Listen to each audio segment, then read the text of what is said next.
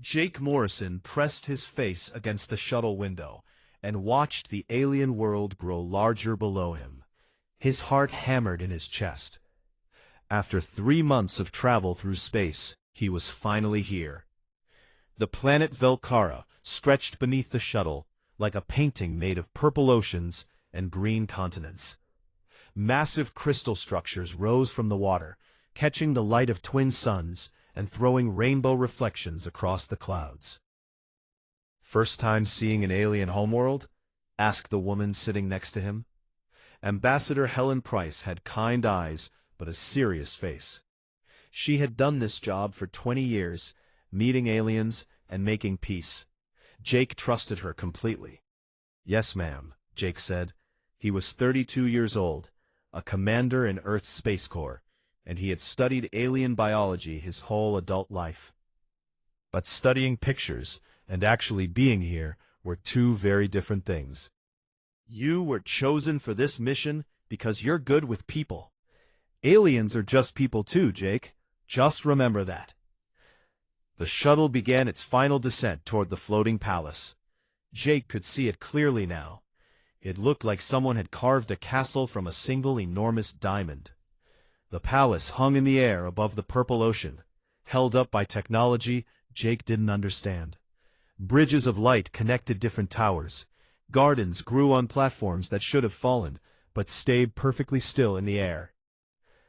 "That's where Queen Ziraeth lives," Helen said. "She's ruled the Velkari Empire for over 300 years. Her people respect her completely. If we can make friends with her, humanity will have powerful allies in this part of space." Jake nodded. He had read everything Earth had about the Velkari. They were taller than humans, with skin that looked almost see-through in certain lights. Their skin changed colors based on their feelings. They had 4 arms instead of 2. They were beautiful and strange and a little scary. The shuttle landed on a platform made of something that looked like glass, but felt solid under Jake's boots. He stepped out with Helen and the rest of the human delegation. There were 12 humans total, including scientists, security officers, and diplomats. They all wore their best uniforms, trying to look professional and friendly at the same time. A line of Velkari waited for them. Jake tried not to stare, but it was hard. They really were tall, at least 7 feet each. Their skin shifted between pale blue and soft purple. They wore flowing robes that seemed to move even when there was no wind. Their faces were almost human, but not quite. Their eyes were larger, with colors Jake had never seen before. Gold, silver, deep violet. One Velkari stepped forward. He was the tallest, and his skin had a darker blue tone. "Welcome to Velkara," he said in perfect English. His voice was deep and smooth. "I am High Chancellor Morvan. I speak for Queen Ziraeth in matters of state. Please, follow me." The humans followed Morvan through corridors that seemed to be carved from pure crystal. Light came from everywhere and nowhere. Plants grew along the walls, but they weren't like Earth plants. These had silver leaves and flowers that glowed softly. The air smelled sweet, like honey and rain. Jake noticed something odd. The other Velkari they passed in the halls kept staring at the humans. That was normal, but their skin kept flashing between colors quickly. Flash of orange, flash of red, flash of yellow. According to what Jake had learned, those were colors of worry, or fear, or confusion. "Is something wrong?" Jake whispered to Helen. She had noticed too. "I don't know. Stay alert." They entered a massive throne room. The ceiling was so high, Jake could barely see it. The walls were covered in carvings that told stories Jake couldn't read. At the far end of the room, on a throne made of black stone and silver metal, sat Queen Ziraeth. Jake stopped breathing for a moment. The queen was extraordinary. She was even taller than the other Velkari, maybe 8 feet. Her skin glowed with a soft golden light. She had 6 arms instead of 4, marking her as royalty. Her eyes were pure gold, bright and intelligent. She wore a crown that looked like frozen starlight. Power radiated from her like heat from a fire. "Your Majesty," Helen said, bowing the way they had practiced. "I am Ambassador Helen Price of Earth. We come in peace and friendship." The Queen's skin shifted to a calm green color. "Ambassador Price, Commander Morrison, scientists and guardians of Earth, you are welcome in my palace." Her voice was like music, high and clear. "We have much to discuss. The universe is large, and our peoples should know each other as friends." The formal greetings took over an hour. There were rituals to follow, gifts to exchange. Jake gave the Queen a collection of earth flowers, preserved in special containers. The Queen seemed genuinely pleased. She gave the humans crystals that stored information, containing the history of the Velkhari people. But the whole time, Jake felt eyes on him. He looked around the throne room carefully. The Velkhari courtiers and advisors all watched the humans closely, too closely. Morvan, especially, kept staring at Jake with an expression Jake couldn't read. The High Chancellor's skin kept flashing orange and red. After the ceremony ended, the humans were shown to their quarters. They had an entire wing of the palace to themselves. The rooms were beautiful, but strange. The beds were too long for humans, and shaped oddly. The bathrooms had fixtures clearly designed for beings with 4 arms. That night, Jake stood on his balcony and looked out at the alien stars.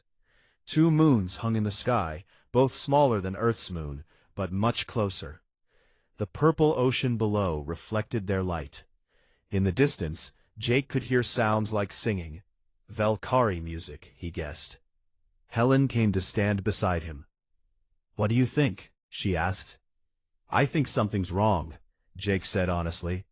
"Did you see how they looked at us? At me especially?" "I noticed," Helen said. "The Velkhari are hiding something. I can feel it. We need to be careful here, Jake. Very careful." Jake agreed. He went to bed that night in an alien palace on an alien world, surrounded by beings he didn't fully understand. He didn't know that his life was about to change in ways he couldn't imagine. He didn't know that in 3 days, everything he thought he knew about himself would be proven wrong. He didn't know that somewhere in this palace a child was sleeping. A child who would soon run to him and call him father. A child who would make the impossible real. 3 days passed in a blur of meetings and ceremonies. Jake learned more about the Velkhari than he had from months of study. They were proud people with a culture thousands of years old. They valued honor above everything. They had explored the stars, while humans were still learning to make fire on Earth. The negotiations went well, mostly. Helen was brilliant at finding common ground between humans and Velkhari. They talked about trade agreements, shared technology, and mutual defense. The Queen seemed genuinely interested in friendship with Earth. But Morvan and several other advisors always looked skeptical. They questioned everything the humans said. On the morning of the 3rd day, Jake was given permission to tour the palace gardens. Helen thought it would be good for him to see more of Velkhari culture. 2 security officers went with him.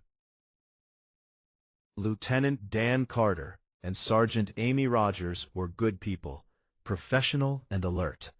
The gardens were beyond beautiful.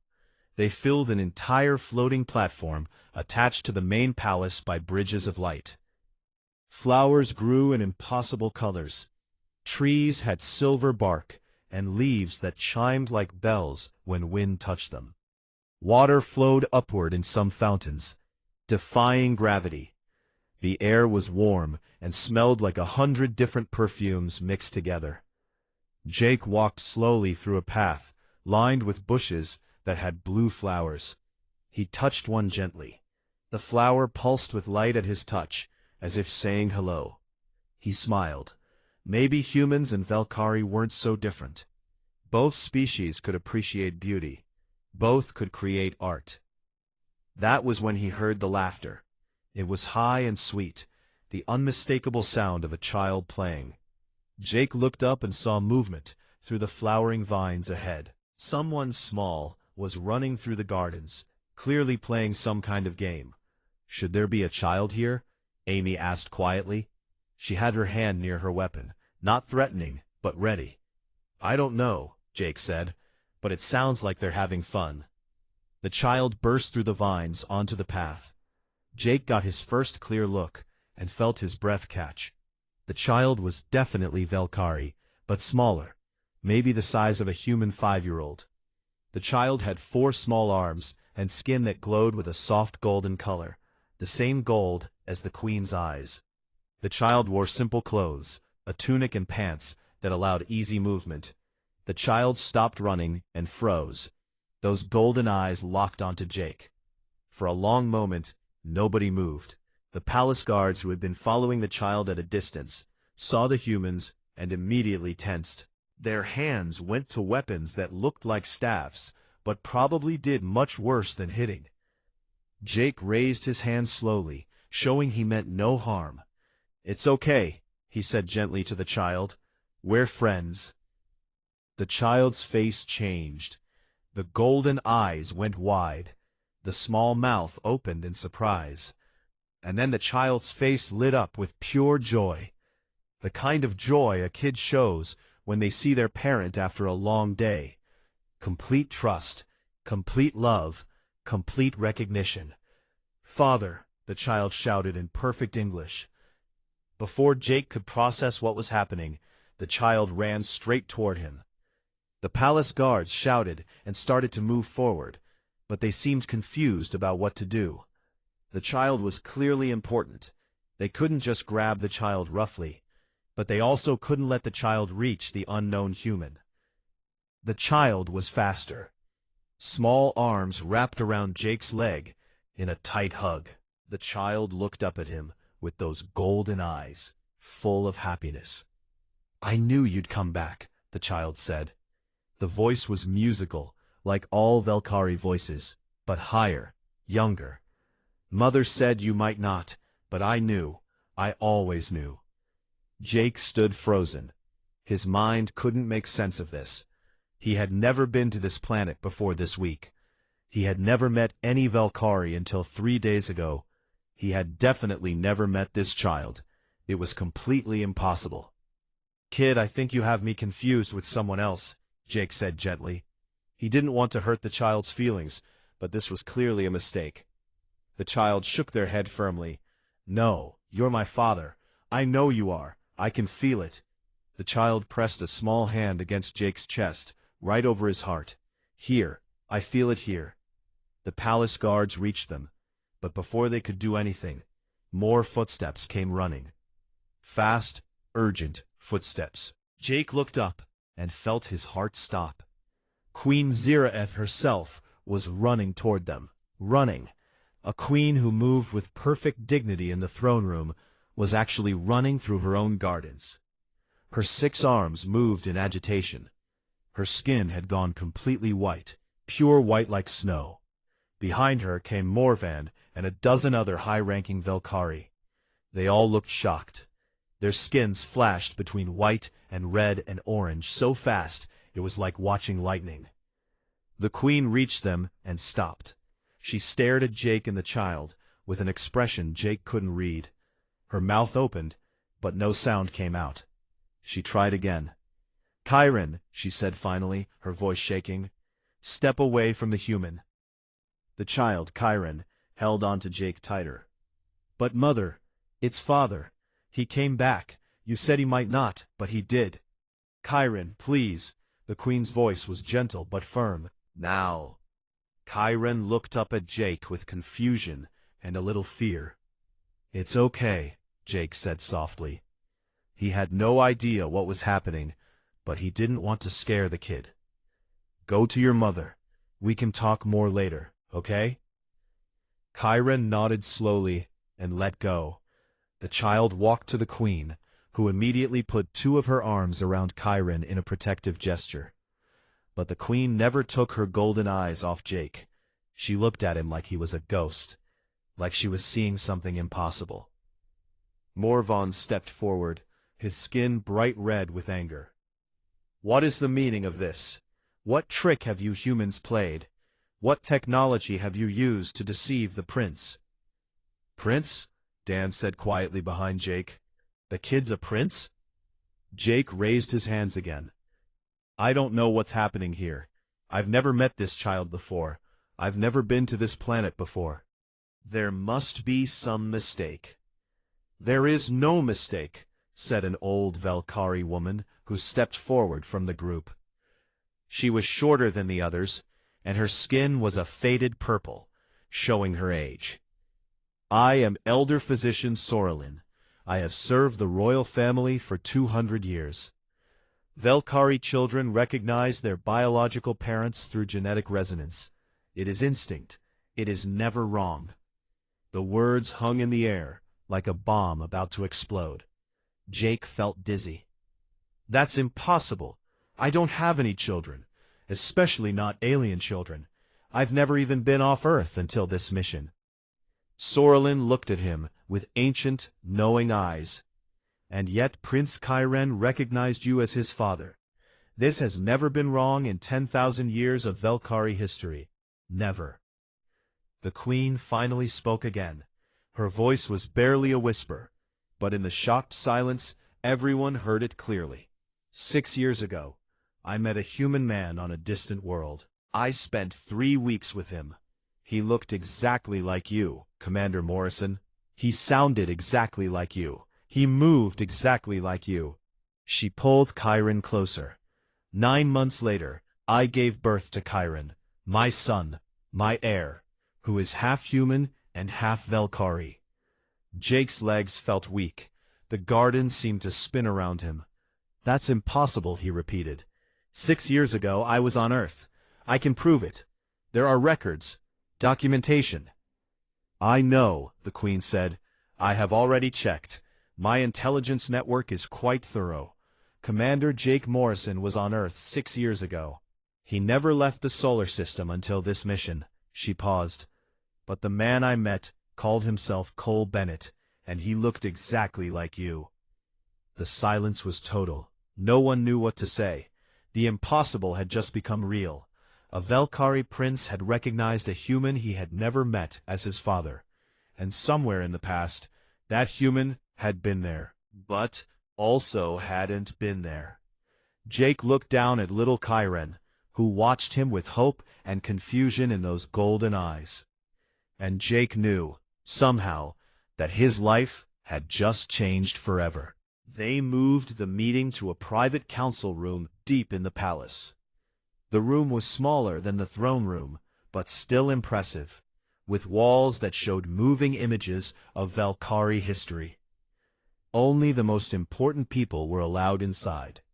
Queen Zirith sat at the head of a long table. Morvan sat to her right, his skin still flashing angry red. Elder Physician Sorelin sat to her left, calm and thoughtful. On the other side of the table sat the humans. Helen Price looked like she was working through a difficult puzzle. Jake felt numb. He had been accused of many things in his life, but never this. Never having a child he didn't know about with an alien queen. "Let me make sure I understand," Helen said carefully. 6 years ago, Queen Zirith met a human man who looked exactly like Commander Morrison. They spent 3 weeks together on a planet called Revan 4. This man said his name was Cole Bennett, and that he worked for a private Earth surveying company. 9 months later, Prince Kyren was born. "Correct," the queen said. Her skin had returned to its normal golden glow, but Jake could see tension in the way she held her 6 arms. "Kyren is my only child, my heir to the throne of the Velkari Empire, and he is half human." "We've been searching Earth databases for hours," Helen said. She looked at her datapad. "There is no Cole Bennett registered with any surveying company. No Cole Bennett left Earth 6 years ago. Actually, there's no record of any human ship being near Revan 4 at that time. It's like this person didn't exist. He existed, the Queen said quietly. I spent 3 weeks with him. We talked, we laughed, we shared stories about our worlds. He saved my life when my ship was damaged by a meteor storm. He helped me make repairs. He was kind and brave and curious about everything. She paused. And on the last night before my ship was ready to leave, we became close. Very close. Morvan made a disgusted sound. Your Majesty, with respect, you should never have told the humans this. It makes you look weak. It compromises the throne. The Queen's skin flashed bright red for just a moment. Anger. I am not weak, Morvan. I made a choice. I lived with the consequences. And I will not deny my son's heritage to protect political appearances. Jake found his voice finally. Your Majesty, I understand this is hard to believe, but I swear to you, I was on Earth 6 years ago. I was teaching at the military academy in Colorado. I have hundreds of witnesses, students, other teachers, friends. I never left the planet. We know, Soralin said. Her ancient eyes studied Jake closely. Our intelligence services confirmed your story within hours. You were on Earth. But Cole Bennett was also on Revan 4. 2 men, identical in appearance, in 2 different places at the same time. He had insisted on being present as Jake's security, unless he has an identical twin he doesn't know about. I'm an only child, Jake said. My parents are both alive and on Earth. They would know if I had a twin. A clone, then, Morvan suggested. Perhaps the humans created a clone of you years ago and sent it to seduce our queen. This could all be a long-planned infiltration. Helen's eyes narrowed. That's insulting and ridiculous. Earth doesn't have cloning technology advanced enough to create adult clones. Even if we did, why would we plan this 6 years before first contact? We didn't even know where your empire was located 6 years ago. The argument went in circles for an hour. The Velkhari wanted answers. The humans had none to give. Jake felt like his head would explode from the impossibility of it all. Finally, a young Velkhari scientist who had been sitting quietly in the corner spoke up. May I suggest something? She asked. Her skin showed nervous yellow, but she pushed forward. My name is Kiravel. I study physics and the nature of space and time. I've been reviewing the data from Revan 4, and I found something interesting. Everyone turned to look at her. She pulled up images on the wall screens. They showed complex equations and graphs Jake didn't fully understand. Revan 4 is an unusual planet, Kiravel explained. It sits at the intersection of 3 major gravity wells from nearby black holes. The space around it is, well, twisted. We've detected exotic particles there that shouldn't exist. Particles that our theories say could only form in the presence of what we call closed, time-like curves. Speak plainly, Morvan demanded. Time loops, Kiravel said. Revan 4 might be a place where time doesn't flow normally, where the past and future could touch each other. The room went silent. Are you suggesting time travel? I'm suggesting it's possible, Kiravel said carefully. Our ancient texts speak of time-crossed souls, people who exist in multiple moments at once. We always thought it was myth, but the physics actually supports it. If someone entered one of these time-like curves, they could be displaced in time, sent backward or forward. Jake's mind raced. So you're saying that somehow in the future, I get sent back in time 6 years? I become Cole Bennett and meet the Queen? It would explain everything, Kiravel said. Why you look identical. Why you have no memory of it, because for you it hasn't happened yet.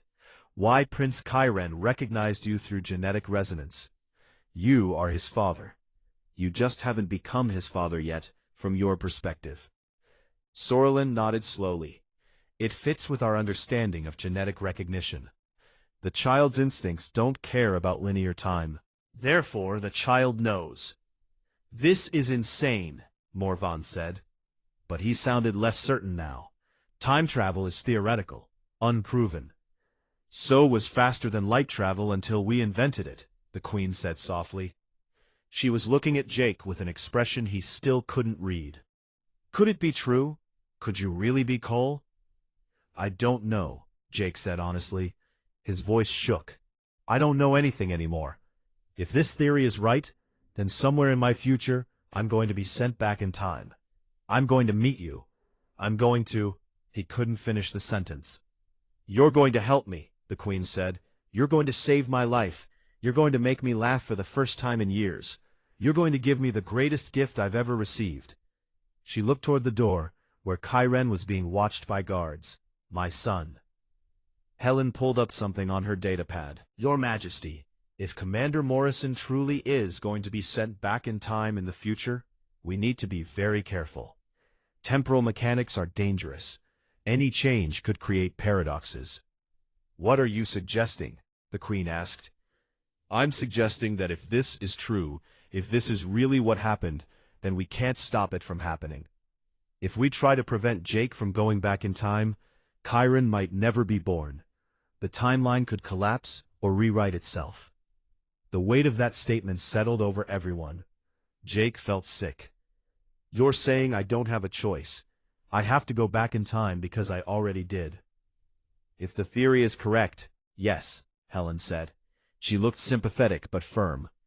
I'm sorry, Jake. This isn't fair to you, but we're talking about a child's life, a prince's life, maybe the stability of an entire empire if the succession is thrown into chaos. Morvan stood up suddenly. You're asking us to believe in fairy tales and accept that our royal line has been contaminated by human genetics through time travel? The court will never accept this. The noble families will riot. Then we don't tell them, the Queen said. Her voice was steel. This remains a secret known only to those in this room. Officially, the humans came to negotiate. Nothing more happened. And what about Prince Kyren? Morvan demanded. He's already recognized this human as his father. He won't understand being separated from him. The Queen's skin flickered through several colors: pain, uncertainty, determination. Then Commander Morrison will spend time with him, carefully, supervised. We'll tell Kyren that his father has duties and can't stay permanently, but that he cares about him. Jake's hands were shaking. I'm not ready to be a father. I don't know how to be a father, especially not to an alien prince I've never met who thinks I abandoned him. You'll learn, the Queen said. Her golden eyes met his. Cole learned. You'll learn because you already did. The paradox made Jake's head hurt. But looking at the Queen, at the way she held herself with such strength despite the impossible situation, Jake began to understand something. The man he would become, Cole Bennett, had fallen in love with her. Not just physically, but truly, deeply in love. That's why he had used a false name. To protect her. To protect the timeline. And somewhere in Jake's future, he would understand why. He would know why this was necessary. He would make the choice to go back, to close the loop, to ensure that Kyren was born. All right, Jake said quietly. If this is what happened, then I'll accept it. I'll spend time with Kyren. I'll try to be what he needs, at least while I'm here. The Queen's skin glowed with soft blue. Thank you. But Morvan wasn't done. He stood with his skin bright red. This is treason, weakness.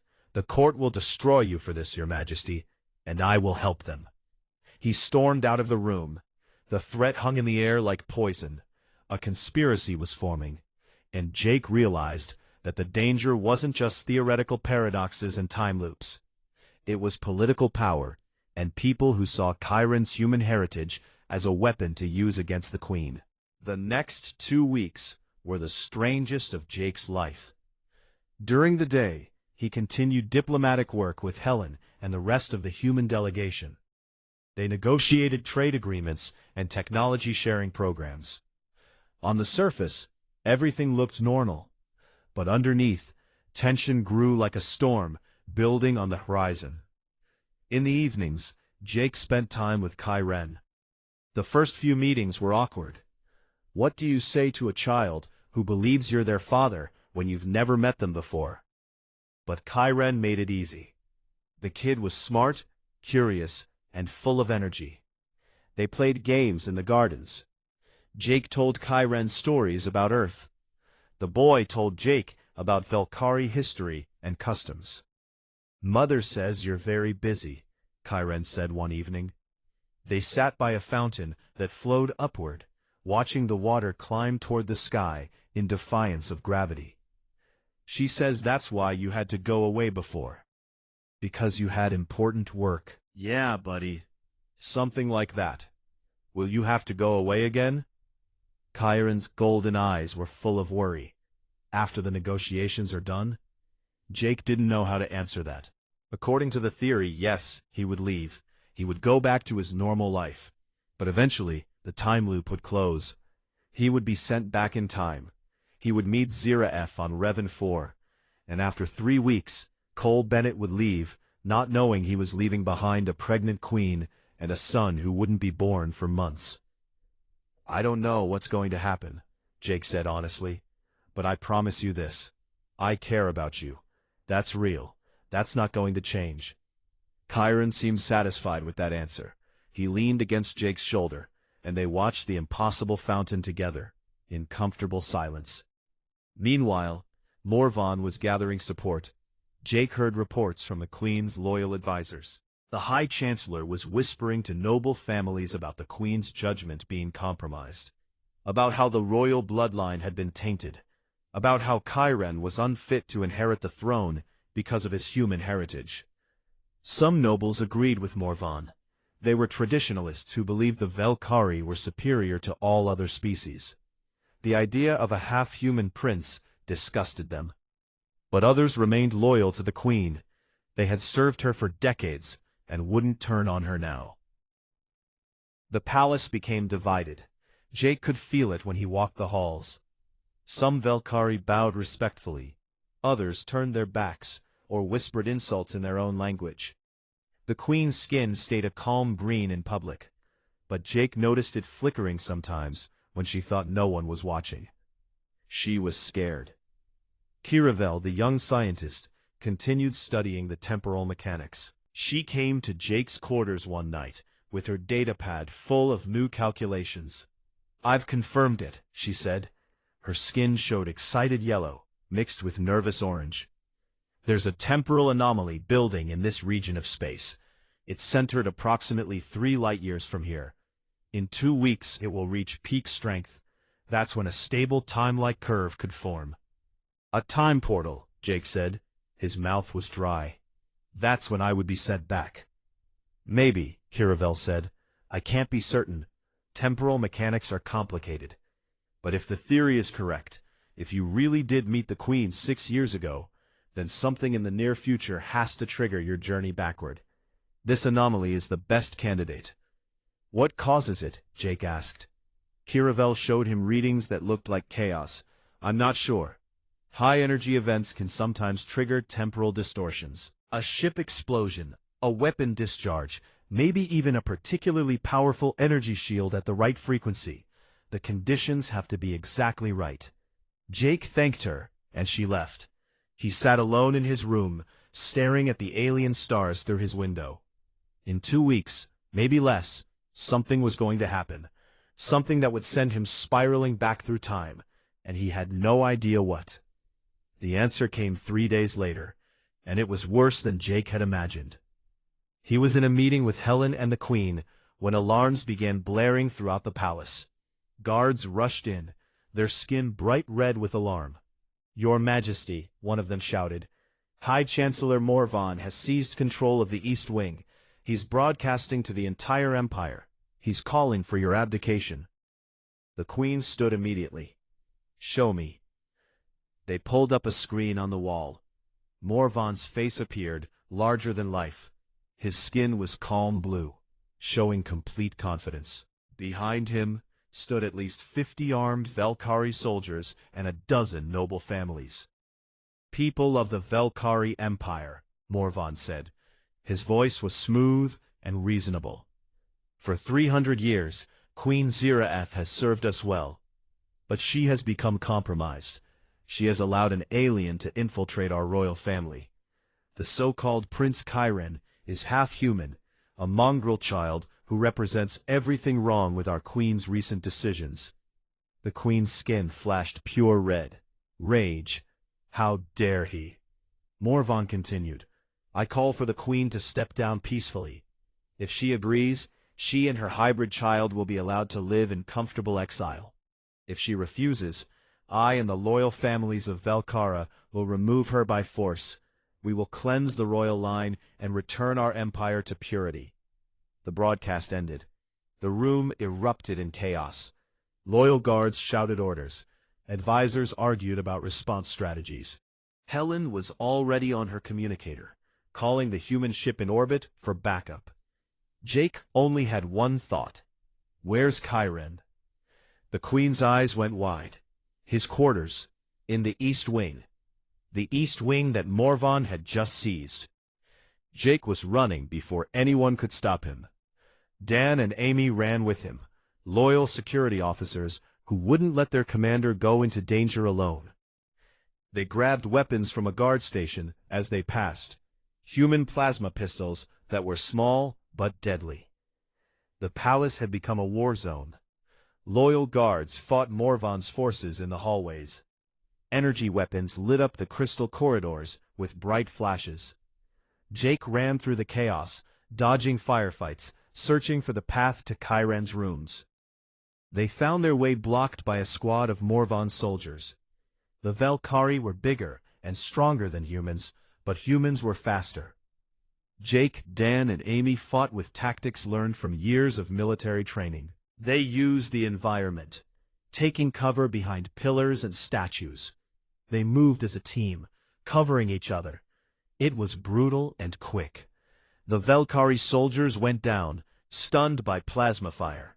Jake didn't want to kill them. They were just following orders, believing they were protecting their empire from contamination. They reached Chiron's quarters and found the door sealed. Jake could hear crying from inside. "Chiron," he shouted. "It's me. It's Jake.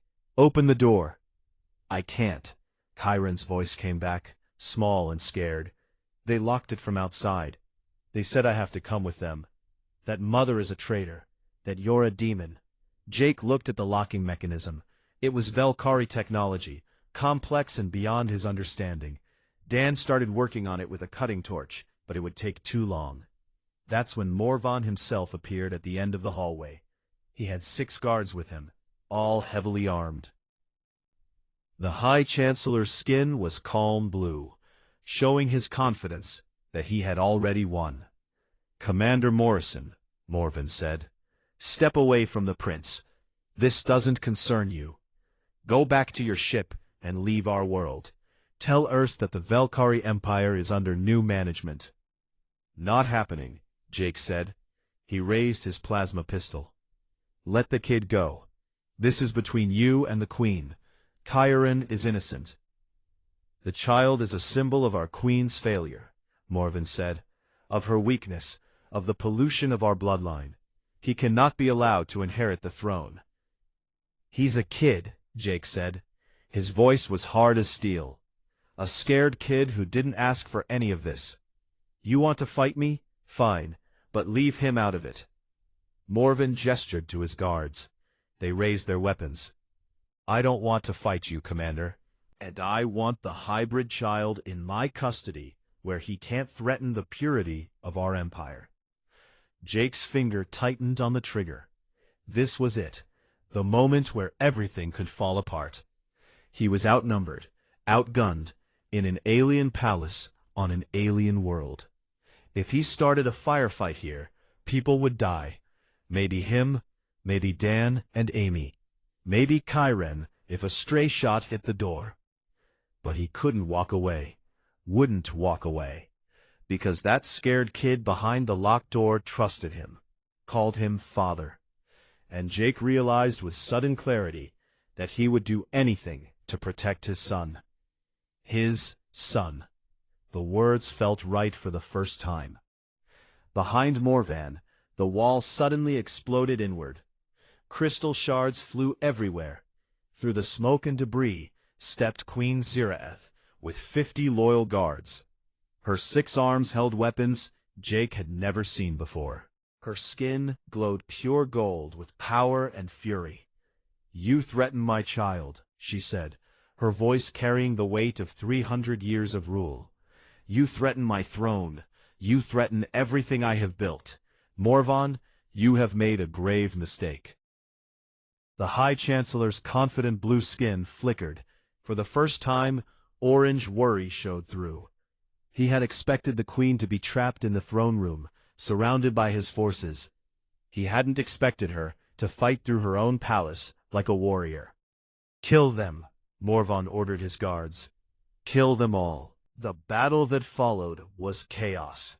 Energy weapons fired in the narrow hallway, turning the beautiful crystal corridors into a war zone. Jake threw himself against Kyren's door, using his body as a shield. Behind him, Dan and Amy fought alongside the Queen's guards.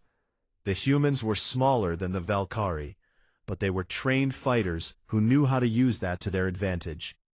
Queen Ziraeth fought like a storm. Her 6 arms moved in perfect coordination, wielding weapons and shields simultaneously. She was 300 years old, and she had clearly not spent all that time sitting on a throne. She had been a warrior once, and that warrior emerged now with terrible beauty. Morvan's forces began to fall back. They had expected an easy victory over a queen they thought had grown soft. They hadn't expected this ferocity. But Morvan himself stood firm, his own weapons firing. He targeted the queen specifically, trying to end this quickly. "Mother," Kyren screamed from behind the locked door. The child could hear the fighting, but couldn't see what was happening. "Father, please!" Jake couldn't stand it anymore. He turned to Dan. "Cover me." "What are you doing?" Dan shouted over the sound of weapons fire. "Getting my kid out of there." Jake ran at the door. It was made of reinforced material, strong enough to withstand most assaults. But Jake had noticed something. The lock mechanism was on the outside, yes, but the hinges were crystal, same as everything else in this palace. And crystal, no matter how strong, had weak points. He aimed his plasma pistol at the top hinge and fired 3 shots. The crystal shattered. He did the same to the bottom hinge. Then he slammed his shoulder into the door with all his weight. Pain exploded through his arm, but the door fell inward. Kyren stood in the center of the room, small and scared. The child's skin flickered between colors so fast it looked like a rainbow. When Kyren saw Jake, relief flooded those golden eyes. "Father," Kyren whispered. "Come here, buddy," Jake said, reaching out. "I've got you." Kyren ran into his arms. Jake lifted the child, holding him close. "Cover your eyes," he said gently. "Don't look at the fighting." Kyren buried his face in Jake's shoulder. Jake turned to run back toward the Queen's forces, but more of Morvan's soldiers appeared, blocking the path. They had circled around through side corridors. Jake was trapped between them and the battle behind him. "Give us the hybrid child," one soldier demanded. "The High Chancellor wants him alive." "Not happening," Jake said. He set Kyren down behind him, keeping his body between the child and the weapons. "You want him? You go through me." The soldiers advanced. Jake raised his pistol, but he knew the math. 5 against 1, with a scared kid to protect. He couldn't win this fight. That's when the floor beneath them began to shake. At first, Jake thought it was an explosion from the battle. But the shaking got worse, more violent. The walls started to glow with a strange light that hurt to look at. Kiravel's voice came over the palace speakers, panicked and urgent. "Everyone evacuate. The temporal anomaly has formed early. I repeat, the anomaly is forming now." Jake felt it then, a pulling sensation, like gravity but wrong, like the universe was trying to turn inside out. The air itself seemed to bend and twist. Through the windows he could see space outside the palace warping into impossible shapes. The soldiers stopped advancing, looking around in confusion and fear. Morvan's voice came over his force's communicators. Fall back to the ships. But it was too late. The anomaly hit full force. Reality broke. Jake felt himself being pulled apart and put back together at the same time. Time stopped making sense. He could see the past and future overlapping. He saw the Queen as she was now, fighting in the hallway. He saw her 6 years younger on a damaged ship on Revan 4. He saw Chiron as a baby, as he was now, as a grown prince in the future. He saw himself, not now Jake, but future Jake, a man with more lines on his face and sadness in his eyes, a man who had made hard choices and lived with consequences, a man who stood on Revan 4 and watched a beautiful alien woman's ship land, knowing that saving her would set everything in motion. Cole Bennett. That's who he would become. That's who he was always going to be. The choice crystallized in that moment of temporal chaos. Jake could fight against it. He could try to resist the pull of the anomaly, stay in the present, never become Cole. But if he did that, Chiron would vanish. The timeline would rewrite itself. The child in his arms, the child who trusted him completely, would never exist. Or Jake could accept it. He could let the anomaly pull him back. He could become the man he was always meant to be. He could save Ziraeth, spend 3 weeks with her, give her the gift of their son, and set events in motion that led to this very moment. It wasn't really a choice at all. I'm sorry, Jake whispered to Chiron. I have to go. But I promise you, I'll come back. I already did. I always will. Chiron looked up at him with those wise golden eyes. The child somehow understood. I know, Father. I know. Jake looked across the chaos to where Queen Ziraeth fought. Their eyes met across impossible space and time. She knew too. She had always known this moment would come. Tears glowed on her cheeks like liquid gold. Thank you, she mouthed to him. For everything. For him. Jake smiled. I'll see you soon. 6 years ago. He let go. He stopped fighting the pull of the anomaly and let it take him. Reality folded around him like paper. Time became fluid. The present became the past, became the future, became the present again in an endless loop. He fell through time and space, through dimensions humans didn't have names for. He saw the birth of stars and the death of galaxies. He saw the moment Chiron was born, tiny and perfect and screaming with life. He saw Ziraeth holding their son and weeping with joy and sorrow mixed together. And then he was standing on a planet he didn't recognize. 2 suns hung in an alien sky. The ground was red rock and purple sand. In the distance, a ship was landing, damaged and trailing smoke. Jake looked down at himself. Surveying equipment hung from his belt. In his pocket, he found identification that said his name was Cole Bennett. The temporal loop had closed. He was here, 6 years in the past. And when that ship's door opened, Ziraeth would step out, younger than the queen he had just left, not yet knowing she was pregnant with the child who would become a bridge between their peoples. Jake walked toward the ship. His future was now his past. His past was now his future. And somewhere in the present he had just left, Chiron would wake up tomorrow and know that his father had been there, would be there, was there, across time itself. The ship's door opened. A younger Ziraeth stepped out, looking around at the strange planet in confusion and worry. She saw Jake approaching and tensed, 4 hands going to weapons. Easy, Jake said, raising his hands in peace. He smiled the way he had learned she liked, warm and genuine. Name's Cole Bennett. Looks like you could use some help with those repairs. She studied him suspiciously for a long moment. Then her skin shifted to cautious yellow. I am Ziraeth. My ship was damaged by a meteor storm. I appreciate any assistance you can offer. Happy to help, Jake said, and he was, because he knew what the next 3 weeks would bring. He knew how they would talk late into the nights about their different worlds. He knew how she would laugh at his jokes.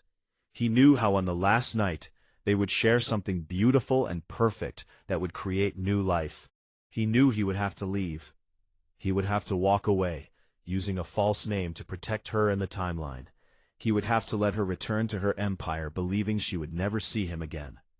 He would have to let her give birth alone, raise their son alone, wondering if the human she met was real or a dream. But he also knew that 6 years from now, Jake Morrison would arrive at her palace. Kyren would recognize him. The impossible would become real. And in that moment, Ziraeth would understand that the man she loved hadn't abandoned her. He had been protecting her all along, protecting their son, protecting the fragile timeline that made all of it possible. It was the greatest sacrifice Jake could imagine. To know your child exists, but not be there to raise him. To know you love someone, but have to leave them. To live your life in the wrong order, always out of sync. But it was also the greatest gift, because love, it turned out, was stronger than time. It could exist across years and paradoxes and impossible circumstances. It could bridge the gap between species, between past and future, between human and Velkari. As Jake walked toward the damaged ship, toward Ziraeth, toward the beginning of everything, he smiled. The loop was closed, and somewhere, 6 years in the future, a little boy with golden eyes was waiting for his father to come home. Jake had already come home. He was coming home right now. He would always be coming home. Because time was a circle, and love was the center that held it all together.